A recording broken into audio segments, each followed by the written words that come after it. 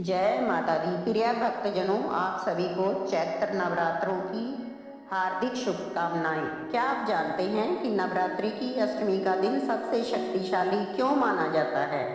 आज हम जानेंगे माँ दुर्गा के 8वें स्वरूप की कथा, पूजा विधि और इनका महत्व। नवरात्रि के 8वें दिन माता दुर्गा के 8वें स्वरूप माँ महागौरी की पूजा की जाती है। माँ का यह रूप शांति, पवित्रता और अटूट तपस्या का प्रतीक है।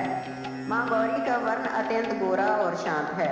माँ गौरी पूर्णतः श्वेत वस्त्र और आभूषण धारण करती हैं। माँ वृषभ अर्थात बैल की सवारी करती हैं। माँ गौरी के 4 हाथ हैं। एक हाथ में त्रिशूल, दूसरे में डमरू, तीसरा हाथ अभय मुद्रा में और चौथा हाथ वर मुद्रा में। इनका स्वभाव शांत और सौम्य है। कथा।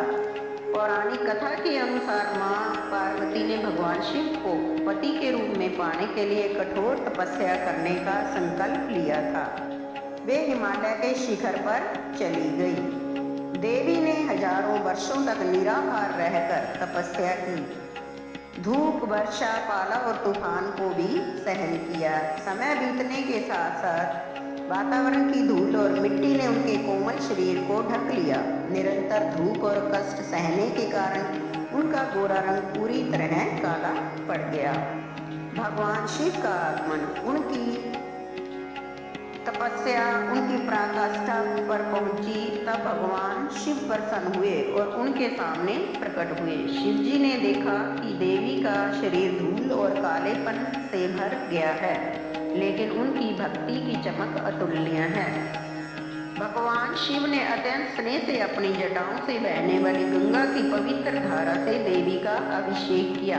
जैसे ही गंगा का जल देवी के शरीर पर पड़ा, उनका कालापन धुल गया और वे कुंद के फूल की तरह धवल और कांतिमान हो उठी। उनका शरीर बिजली की तरह चमकने लगा। तभी महादेवी ने उन्हें माँ गौरी का नाम दिया। भूखे सिंह की कथा। इस कथा के अनुसार जब माँ पार्वती तपस्या कर रही थी, तब एक भूखा सिंह शेर उन्हें अपना आहार बनाने के विचार से वहां आया, लेकिन देवी को ध्यान मगन देखकर वह वहीं बैठ गया और उनके उठने का इंतजार करने लगा। वह वर्षों तक उसी अवस्था में भूखा प्यासा बैठा रहा। जब माँ तपस्या से उठी और उन्होंने सिंह को देखा, तो वे क्रोधित होने की बजाय द्रवित हो गई। उन्होंने सोचा कि इस सिंह ने भी मेरे साथ ही तपस्या की। जितनी देर ध्यान में मैं बैठी थी, उतनी ही देर यह भी भूखा प्यासा मेरे इंतजार में बैठा रहा। माँ ने इसे सिंह की तपस्या माना और उसे अपना वाहन बना लिया। माँ ने इसे अपना वाहन बना लिया, इसलिए माँ महागौरी को वृषारूढ़ा, बैल पर सवार और सिंह वाहनी दोनों रूपों में देखा जाता है। पूजा विधि। सुबह स्नान कर श्वेत वस्त्र पहने और महागौरी का ध्यान करते हुए व्रत का संकल्प लें। घर के ईशान कोण में माता जी की मूर्ति स्थापित करें। माता जी को गंगा जल से स्नान कराएं। चंदन, रोली, कुमकुम, अक्षत और श्वेत मोगरे के फूल अर्पित करें। माता को नारियल से बनी मिठाई, दूध, मिश्री, खीर और हलवा चने का भोग लगाएं और दुर्गा सप्तशती का पाठ करें और महागौरी की आरती करें। माँ दुर्गा के इस मंत्र का जाप करें। ओम देवी महागौरी नमः। इस पूजा के बाद फिर कन्या पूजन करें, जिसमें 9 छोटी छोटी कन्याओं व एक लड़के को देवी का रूप मानकर उनकी पूजा करके उन्हें हलवा, चना, पूरी का भोजन कराएं और अपनी सामर्थ्य के अनुसार उन्हें उपहार व दक्षिणा दें। कन्याओं को विदा करते समय उनके आशीर्वाद से घर में रिद्धि सिद्धि आती है। माँ दुर्गा की पूजा का महत्व। अष्टमी के दिन माँ महागौरी की पूजा का विशेष फल होता है।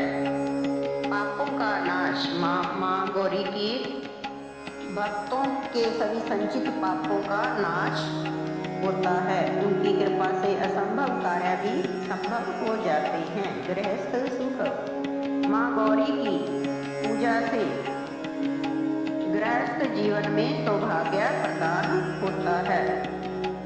अमोघ फल। माँ गौरी की आराधना से मन की शुद्धि होती है और एकाग्रता बढ़ती है।